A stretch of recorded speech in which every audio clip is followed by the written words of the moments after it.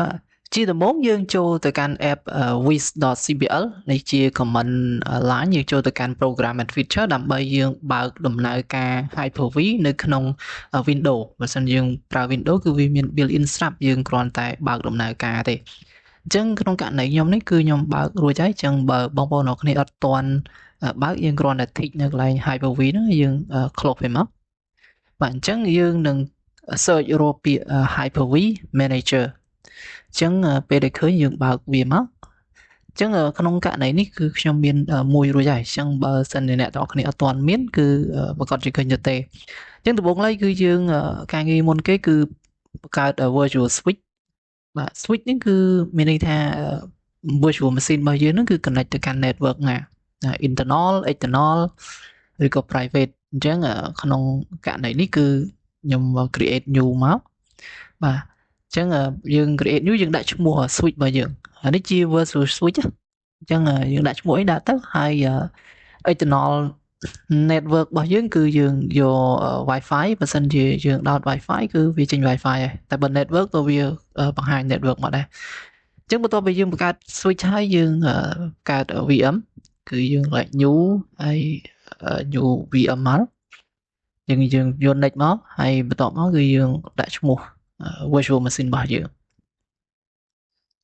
អញ្ចឹងក្នុងករណីខ្ញុំនេះខ្ញុំដាក់ជាបន្ទូមួយហើយ generation ខ្ញុំយកមួយបាន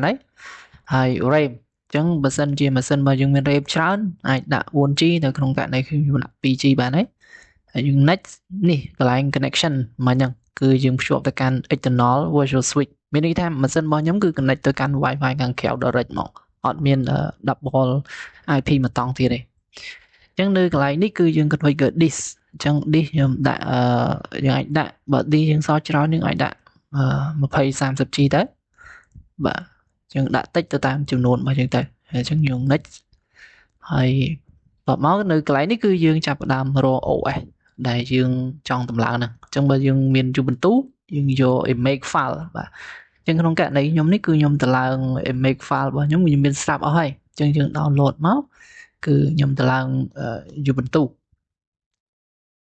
អញ្ចឹងនៅក្នុងករណីយើងគ្រាន់ open វាមកហើយ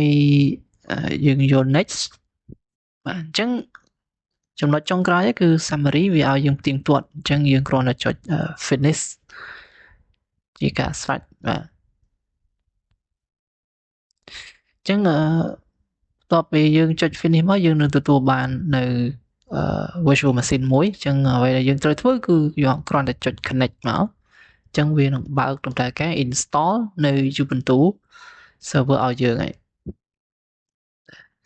អញ្ចឹងបងប្អូនគ្រាបើកឲ្យធំមកហើយឥឡូវវាចាប់ផ្ដើមដំណើរការអញ្ចឹងនៅកន្លែងនេះអាចនឹង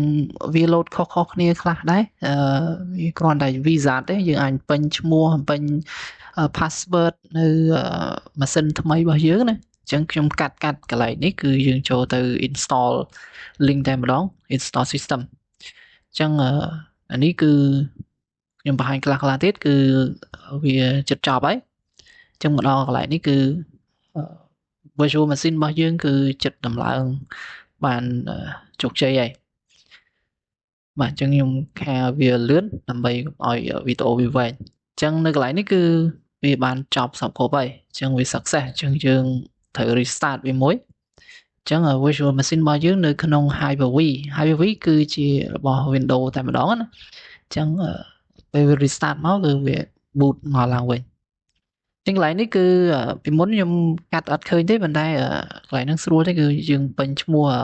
user password ឥឡូវខ្ញុំបានបំពេញរួចហើយចឹងខ្ញុំគ្រាន់តែ log in អ្វីដែលខ្ញុំបានបំពេញទេបាទអញ្ចឹងមានន័យថាដាក់នេះគឺការតម្លើង virtual machine គឺនៅលើ Hyper-V ដែលប្រើ OS Linux អញ្ចឹងគឺចប់អញ្ចឹងនៅកន្លែងនេះគឺគ្រាន់តែ welcome get start ដំបូងគឺយើងគ្រាន់តែ configure វាខ្លះហើយបន្ទាប់ពីជោគជ័យហើយខ្ញុំអាចលេងជាមួយ terminal ខ្លះទៅដើម្បីឲ្យវា run smooth យើងអាចធ្វើ apt update ទៀតក៏បានតែក្នុងករណីខ្ញុំនេះគឺខ្ញុំអត់ចាំបាច់ទេគ្រាន់តែលេង command 2 3ទៅបានហើយអូខេអញ្ចឹងការតម្លើងគឺចប់សពគ្រប់ប៉ុណ្្នឹងហើយ